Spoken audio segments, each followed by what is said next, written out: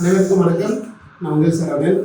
நம்மளோட MBBS BDS round 2 Tamil Nadu medical selection கீழே counselling choice பண்ணி எல்லாமே நடந்துருக்கு. நம்ம ரொம்ப ஏரியாவே ஒரு கொடுக்கணும், வேக்கன்சிஸ் பற்றி கொடுக்கணும் ரொம்ப ஆசைப்பட்றேன். பட் நிறைய ஸ்டூடெண்ட்ஸ் அண்ட் பேரண்ட்ஸு விசிட்டிங் ரொம்ப அதிகமாக இருந்ததுனாலையும் வேலை பண்ணுறது ரொம்ப அதிகமாக இருந்ததுனால நம்மளால் வீடியோ ரெக்கார்டிங் பண்ண முடியல. எனவே நீங்கள் தான் என்னோட ஸ்டாப் பண்ணாங்க. ஸோ அதனால் ஒரு வீடியோ கொடுத்துடணும், முக்கியமான இன்ஃபர்மேஷன்ஸ் எல்லாமே கொடுத்துடணும் அப்படின்ற ஒரு மிகப்பெரிய நோக்கத்தில் Tamil Nadu medical selection round 2 government காலேஜாக இருக்கட்டும், இல்லை செல்ஃப் ஃபினான்சிங் காலேஜாக இருக்கட்டும், ஸ்டேட் ப்ரைவேட் யூனிவர்சிட்டியாக இருக்கட்டும், கவர்மெண்ட் கூட மேனேஜ்மெண்ட் கூட என்ஆர்ஐ இது எல்லாத்துலேயுமே சரிங்களா. ஸோ அதை பற்றி ரொம்ப கேர்ஃபுல்லான ஒரு டிப்ஸாக இந்த வீடியோ இருக்குன்னு ஆசைப்பட்றேன்.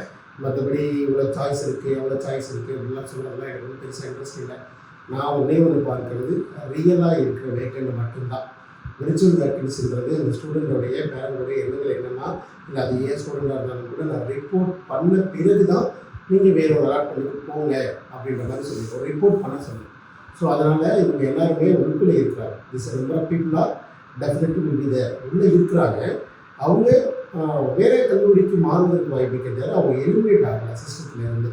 அப்படி நான் பார்க்கும்போது விர்ச்சுவல் வேக்கன்சி நான் பெரிதாக பேசுவதற்கும் எனக்கு அதில் எனக்கு பெருசாக உடன்பாடு இல்லை. But only for the real vacant. இந்த ரியல் வேக்கண்ட் மட்டும்தான் நம்மளுடைய மாணவர்களை இதுவரைக்கும் அலாட்மெண்ட் வாங்காத மாணவர்களுக்கோ, இல்லை அலாட்மெண்ட் வாங்கினேன் ஆனால் திருப்திகரமாக இல்லைன்றவங்களுக்கோ ஒரு கைடாக இருக்கும், ஒரு சர்ப்ரைஸாக இருக்கும். இல்லை என் மாணவருக்கு நான் இதுதானே சொல்லி கொடுத்துருக்குறேன், இப்படி தானே நான் கைட் பண்ணியிருக்கிறேன், என் மாணவருக்கு இப்படி தானே சீட் வாங்கி கொடுக்குறேன்னு சொல்லியிருக்கேன்றதுனால என்னுடைய மாணவர்களுக்கு இதையே சொல்லணும்னு ஆசைப்படுறேன். But only influencing the real vacant மட்டும்தான் ஒரு மிகப்பெரிய இம்பேக்டை கிரியேட் பண்ணும். Number 1 impact. நம்பர் 2, அதே போல் நம்ம என்எம்சி கீழே இருக்கிற ஒரு 2 ஸ்டேட் செல்ஃப் ஃபினான்ஸும் 2 ப்ரைவேட் யூனிவர்சிட்டிக்கும் 50 இடங்கள் கொடுத்தாலும் கூட இது வரைக்கும் டிஎன் மெடிக்கல் செலெக்ஷன் ஆட் பண்ணல. There is a background. நிறைய பர்பஸ் இருந்தாலும் என்எம்சி டைரக்ஷன் காலேஜுக்கு மட்டும்தான் டைரக்ஷன் கொடுப்பாங்க. Will be granted to 50 seats அப்படின்னு. பட் காலேஜோட authorities must be reach out the TN medical செலெக்ஷனில் போயிட்டு டேரக்டரை பார்த்து அஃபிஷியல் லெட்டர் கொடுத்த பிறகு அதுக்கப்புறம் அவங்க கேட்குற ஃபார்மாலிட்டிஸ் என்னவாக இருந்தாலும் அதை பண்ணி அந்த டைம் எடுத்துக்கிட்டால் மட்டும்தான் அது முடியும். ஆனால் லாஸ்ட் இயரில் ஒரு ப்ரைவேட் மெடிக்கல் காலேஜ் செகண்ட் ரவுண்ட்லேயே அந்த காலேஜோட அப்ரூவல் என்எம்சி கொடுத்தாங்க. கடைசி வரைக்கும் அந்த சீட்டை வந்து ஸ்பெஷல் ஸ்டே வேக்கன்சி ரவுண்டில் தான் அந்த கவுன்சிலிங் நடத்தினாங்க. ஸோ அந்த மாதிரி நிறைய சிக்கல்கள் இருக்குது. அதனால் எவ்வளோ ஏர்லியராக பண்ணுங்க. எதுக்காக நான் சொல்கிறேன், ஏன் இதுக்காக இந்த பாயிண்ட் மெயின்டைன் பண்ணுறேன் அப்படின்னா, இந்த ரவுண்ட்லேயே நமக்கு ஒரு சில வாய்ப்புகள் கட் ஆஃப் குறைவதற்காகவும் நம்ம குறைவாக இருக்கிற மாணவர்களுக்கு ஒரு வாய்ப்பு கிடைப்பதற்கான ஒரு முன்னேற்பாடு தான். பட் இதை எடுக்க வேண்டியது காலேஜோட அத்தாரிட்டிஸ் மட்டும்தான். அவங்க எடுத்தாங்கன்னா சரியாக கண்டிப்பாக அலாட்மெண்ட் போடுறதுக்கு முன்னாடி கூட இந்த காலேஜ் சீட்ஸ் ஆட் பண்ணி அலாட்மெண்ட் போடலாம். ஏன்னா இது ஒன்றும் புது காலேஜ் கிடையாது. ஏற்கனவே இந்த காலேஜோட லிஸ்ட்டில் ஆல்ரெடி சாய்ஸ் பண்ணிட்டு கொடுத்துருக்குறாங்க. அதனால் எந்த மாற்று கருத்தும் இல்லை. இன்கேஸ் இவங்களுடைய சீட் மேட்ரிக்ஸில் மைனாரிட்டி கேட்டகரிஸ் ஏதாவது பிரிச்சிருக்கிறாங்களான்னு செக் பண்ணி பார்க்கணும். மற்றபடி ஆட் பண்ணால் மட்டும்தான் பெரிய இம்பேக்டை ஒரு கட் ஆஃப் கிடைச்சுன்னு ரொம்ப வருட காலமாக அட்மிஷனை பார்க்க முடியல அப்படின்ற ஸ்டூடெண்ட்டாக இருக்கட்டும், பேரண்டாக இருக்கட்டும், உங்களுக்கு ரொம்ப இதாக இருக்குன்னு நான் எதிர்பார்க்குறேன். ரைட்.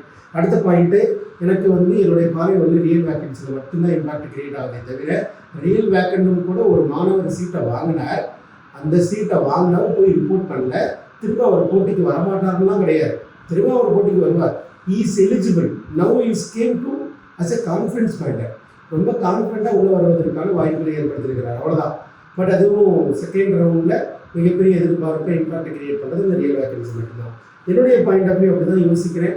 முக்கியமாக இந்த ரீ அலாட்மெண்ட் போகக்கூடிய மாணவர்களுக்கு ரொம்ப ரொம்ப முக்கியமான பாயிண்ட்டுங்க. நான் ஒரே லைனில் முடிச்சிடறேன். ரொம்ப கவனமாக ஒரே சாய்ஸ் பண்ணியே இருக்கணும். டிஎன் மெடிக்கல் என்ன தான் கொடுத்தாலும், என்ன தான் சொன்னாலும், எவ்வளோதான் மாற்றங்கள் ஏற்படுத்தினாலும், இந்த ஒரு ஸ்டூடெண்ட்டுக்கும் சரி பேரண்ட்டுக்கும் சரி எங்கேயாவது ஒரு சின்ன மிஸ்டேக் பண்ணியிருப்பாங்க. அந்த மிஸ்டேக் கூட உள்ளே நடந்துருக்கு கடைசி வரைக்கும் அவங்களுக்கு தெரியவே தெரியாது. நான் இன்னும் சாய்ஸ் ஃபில் பண்ணேன், முதல்ல சாய்ஸ் ஃபில் பண்ணிட்டேன், நானே அலாட்மெண்ட் வாங்கினேன் அப்படின்ற மாதிரியான ஒரு இன்னமும் அந்த அவேர்னஸ் இல்லாமல் இருக்கிறாங்க. லாஸ்ட் இயர்லாம் நல்லா தெரிஞ்சுக்கோங்க, ஒரு அரசு மருத்துவக் கல்லூரியில் எம்பிபிஎஸ் இருந்து 2வது ரவுண்டில் பிடிஎஸ்க்கு போனாங்க. சரிங்களா. அது அவங்களுடைய அறியாமை. அவங்க நம்பி இருக்கிறதுக்கு பக்கத்தில் இருக்கிற கம்ப்யூட்டர் சென்டர் மட்டும்தான்.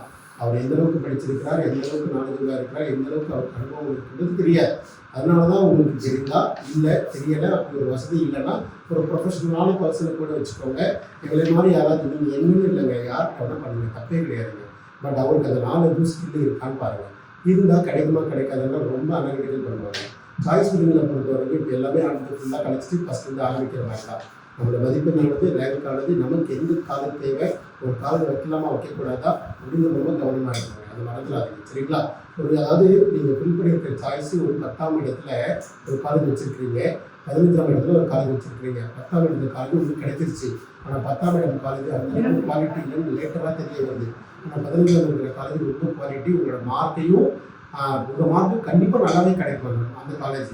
அப்படி ஒரு நீங்கள் மிஸ் பண்ணுறீங்கன்னா உங்களோட தவறான பர்சன் யாருமே கிடையாது.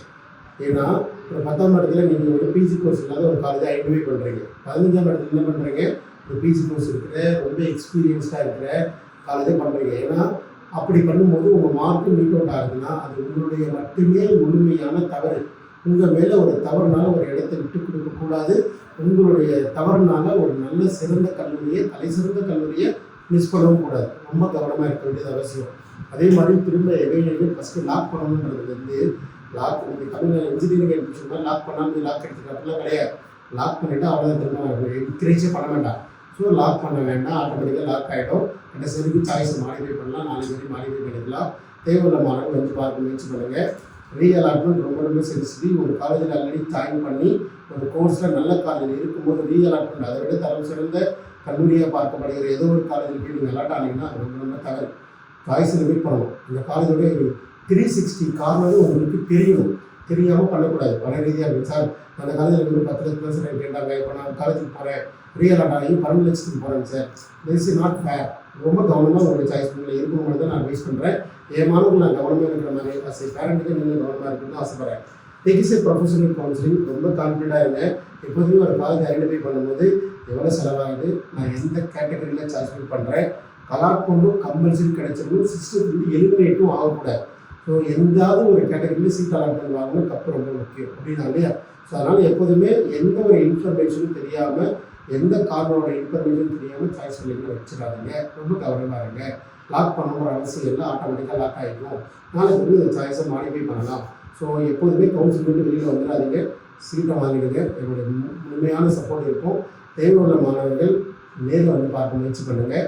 நம்ம மாணவர்களுக்கு நான் என்ன தான் பண்ணியிருக்கணும், எங்கள் அனுபவத்தை நான் எப்படி செலவிடணும், அதே மாதிரி உங்களுக்கும் செலவிட ரெடி சரிங்களா.